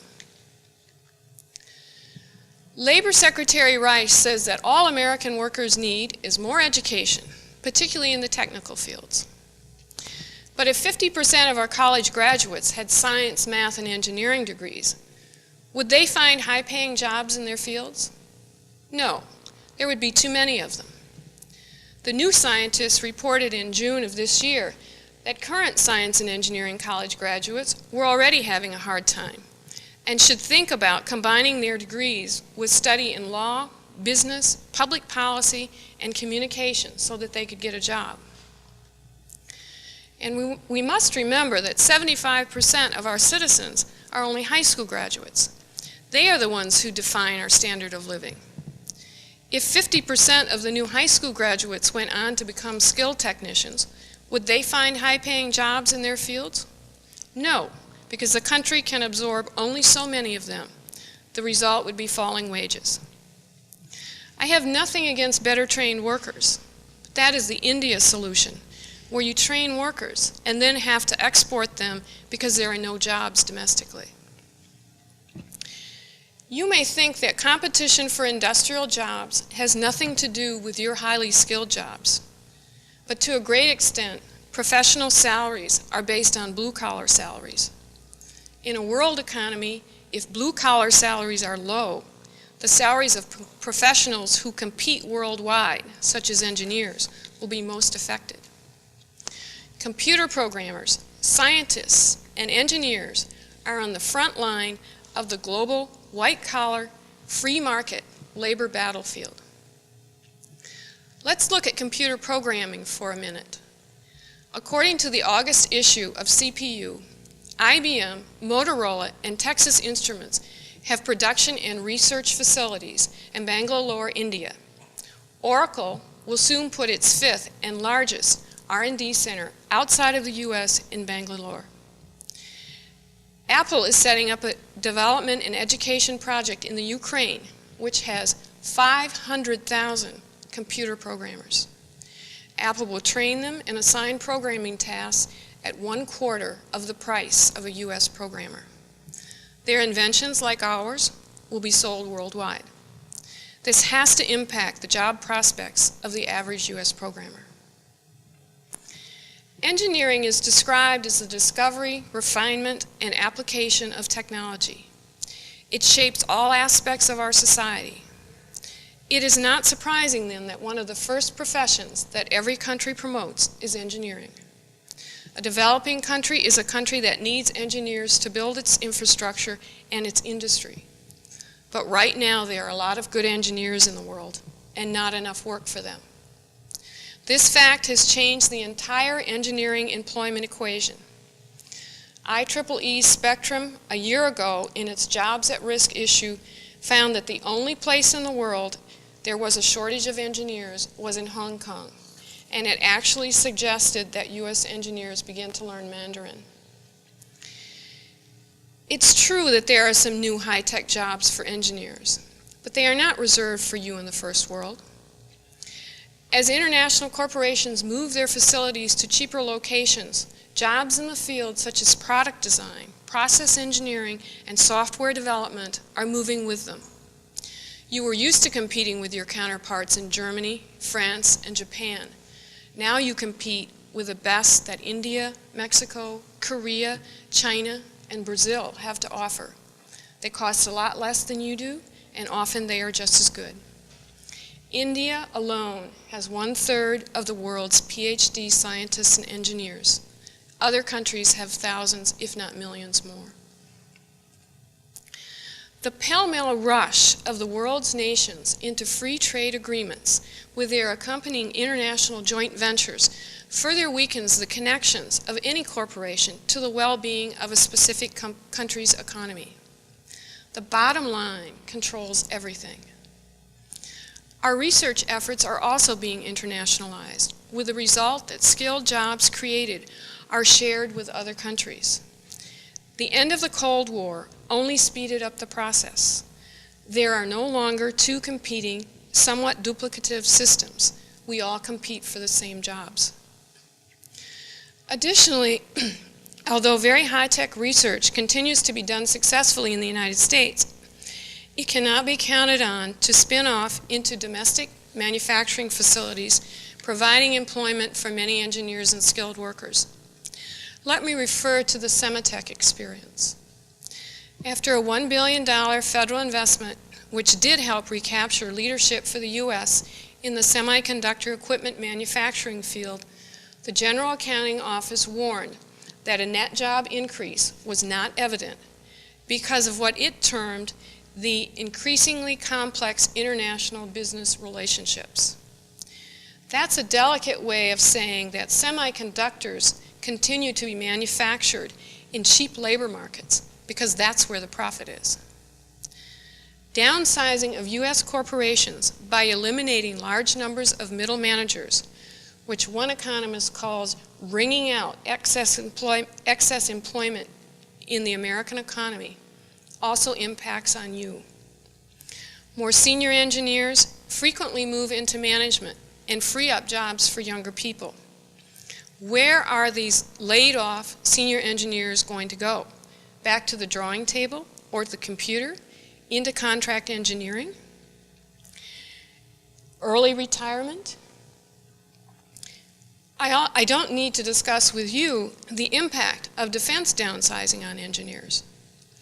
From 1976 to 1986, which was the decade of defense buildup, there was a 100% expansion in the number of scientists and a 90% expansion in R&D engineers. This was the greatest expansion of any scientific field. Defense engineers also got top salaries compared to other engineers. The defense buildup accounted for 17% of all the new jobs in the U.S. during that time. This is a thing of the past. All of these factors add up to a very tight job market for engineers with no salary growth expected. There has been a buying power loss for engineers and their families for several years, and there will be more.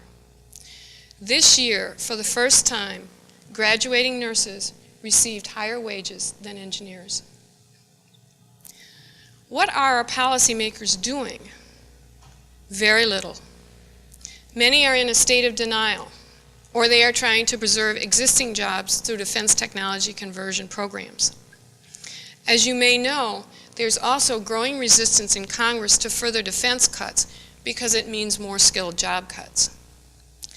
But 4 to 5 years ago, there were plenty of signs that a crisis was coming, which were ignored by the policymakers, and frankly, I don't have much hope for them now. When I came to the Science Committee in July of 1991, by the end of my first week, I had heard that the much-repeated statement from the National Science Foundation about a pending shortage of scientists and engineers was false. When I started to ask more questions, the first people I heard from were engineers telling me it certainly wasn't true for them. Older engineers were being offloaded into contract positions, losing their benefits and their careers as quickly as new ones were graduated. Young engineers were doing work that in years past had been done by draftspeople. Then I heard from the young scientists who were struggling from one postdoc to another to patch together a career until some university or research institution would give them a job. Often that never happened, and after years of education in near poverty, they were forced into other careers. Mathematicians, geologists, biologists, and of course, the physicists all confronted that reality while the policymakers denied it was happening and said that these particular young people must not be very good. The committee's attempts to expose this myth were not welcome. The National Science Foundation, the National Science Board, AAAS, the universities, and influential members of Congress stood behind the idea of a shortage. The NSF orchestrated with others the media and public policy campaign that put hundreds of millions of dollars into math and science education. I have no quarrel with money to improve the math and science literacy of our children, but we must never mistake basic literacy with degree achievement or market demand. These projections of shortage had no basis in reality, and the NSF knew it. But because everyone had a vested interest in getting more federal dollars, no one would admit it, even after the Berlin Wall fell, and there was clear evidence that the defense budget was going to be cut. I was told when I first started looking into this that everyone knew it was false, but we should be quiet. The Hudson Institute also manipulated figures to project an enormous demand for highly skilled workers. Again, the media and the policymakers used this number to play Chicken Little. The sky is falling if we don't have more scientists and engineers. The NSF and the Hudson Foundation studies were the impetus behind a provision in the 1990 Immigration Reform Bill that allowed 65,000 skilled temporary workers into the U.S. annually, and also generated the ill-fated pilot labor market certification program. The latter program would have allowed immigrants in 10 mostly high-tech fields, supposedly in shortage, to obtain permanent work certification in the United States by simply demonstrating that they had a job offer in one of the shortage areas. Engineering societies, along with other professional scientific organizations, banded together last year during the proposed regulation stage to object because the Labor Department could not credibly demonstrate any labor shortages in the selected fields. Secretary Reich then aborted the program. Clearly, the vision thing is still lacking among many of our policymakers.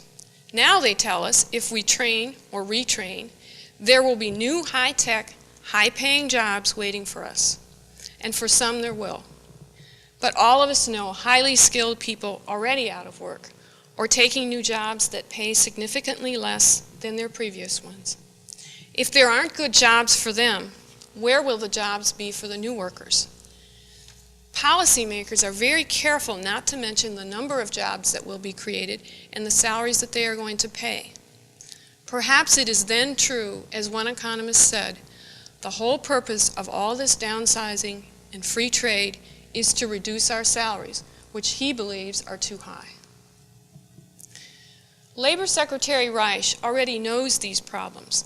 He built his academic reputation on alerting us to the challenges of the global labor market. In a 1991 article in the Harvard Business Review, Secretary Reich wrote, "Corporate decisions about production and location are driven by the dictates of global competition, not by national allegiance. For the past 2 decades, U.S. businesses have maintained their shares of the world market even as America has lost its lead." Let me quote Secretary Reich just a little further on what he sees as going on in the global marketplace. In deciding where around the world to do what, the global manager seeks to meet the needs of the customers worldwide for the highest value at the least cost. Some production will be done under the company's direct supervision. Much will be outsourced. Often design and marketing activities will be sited close to the markets to be served. Research and complex engineering, where skilled scientists and engineers can be found. When 2 or more locations are about the same, the decision will be based on where the global manager can secure the most profitable deal. The global web's highest value-added activities, its most advanced R&D, most sophisticated engineering and design, most complex fabrication, need not be in the nation where most of the company's shareholders and executives are. Ford's state-of-the-art engine factory is in Chihuahua, Mexico, where skilled Mexican engineers and technicians produce more than 1,000 engines per day. Profit. That's why Mercedes-Benz for the U.S. market will now be built in Alabama. Not because the workers are better than those in Germany. They aren't, but they're certainly cheaper. What Secretary Reich recommended was not more trade agreements. He said they were irrelevant. But a U.S. investment representative whose job was to bring international investment and good jobs to the U.S. by threatening to close the huge U.S. market if this was not achieved. That's what China did with Ford Motor Company earlier this year.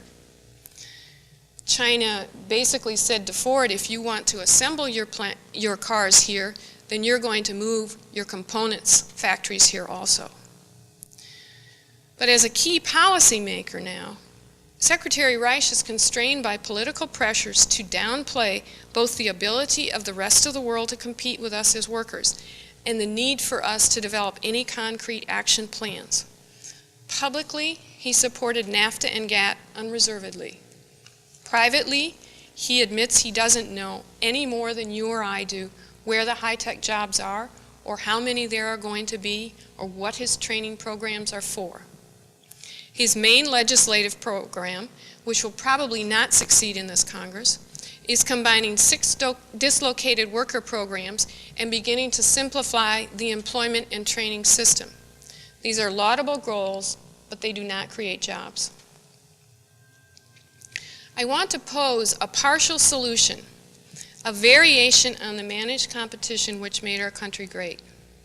It will not be politically correct in economic circles. But if we are not going to have tariffs and a meaningful most favored nation process for controlling trade, we have the right to demand, as a condition of access to our markets, that third world countries trading with us give their workers the opportunity to organize for better pay and living standards. Only if the standard of living of third world workers increases will our standard of living remain constant. Notice that I did not say improve. We are struggling just to maintain our standard of living. In addition, we must allow subsistence farming to continue in the developing countries so that those countries can limit their urban labor market supply until their standard of living has increased. This means that U.S. agriculture interests must have restricted access to other countries' agriculture markets. One of the most devastating impacts of NAFTA in the next decade will be the replacement of Mexican corn by U.S. corn. Millions of subsistence farmers will be driven off the land with nowhere to go because we are the most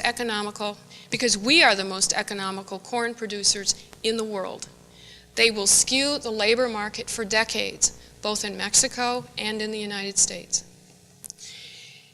If you look at the legislative battles over both the NAFTA and the GATT, or the recent dispute over granting most favored nation status to China, you can see how controversial the idea of taking deliberate steps to raise workers' standards worldwide is. The multinationals fought so hard to keep workers' rights out of the NAFTA and the GATT because countries that allow their workers to organize aren't as cheap as those which don't. The same is true for environmental standards, which we also need to establish. Countries that enforce environmental laws, instead of allowing helter-skelter use and disposal of toxic chemicals, increase the cost of doing business and leave their workers with the energy to demand better salaries. Just as we were once told that our society would demand more engineers and scientists to function, we are now being told that high-paying, high-skilled jobs for everyone are the foregone result of free trade, and we must prepare for it. This is not true. We must say that loud and clear so that we can take the first step towards changing the reality. As Dick Ellis of the American Association of Engineering Societies said in his report, "At the crossroads, crisis and opportunity for American engineers in the 1990s, if we do not create prosperity for the rest of the world, there will be no room for our own prosperity." The policymakers need to hear that from you. Thank you.